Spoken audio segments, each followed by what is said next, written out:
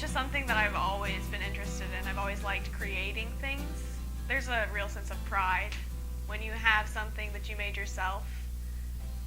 I don't know, it's just something that I've always gotten a real satisfaction out of doing. I'm trying to think how to word this. One of the things I pride myself on is kind of been my ability to think differently. So I prefer to do a lot of abstract art. I've never really enjoyed realism. I don't think I'm very good at it. I don't have the patience for it. It takes a lot of time to sit down and draw something that looks photorealistic. And why would I do that when I could just take a picture? So I prefer to show my interpretation of things and my interpretation of the world. I think it's a lot more interesting than photorealistic.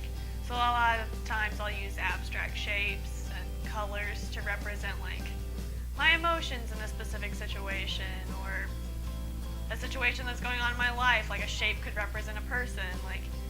I don't know, it's just a different way of looking at things that gets a more emotional feel to it than visual.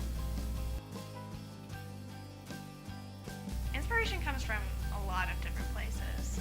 Sometimes it's incredibly strange, I might see a branch has fallen from a tree and the way it landed was interesting to me, or the way a shadow hits a wall looks interesting to me and I want to capture that somehow.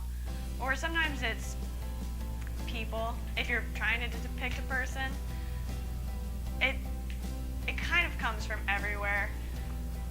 A lot of times it comes from yourself also, which sounds like kind of a weird thing to say, but a lot of times inspiration kind of comes out of nowhere and you just get an idea and you don't really know why.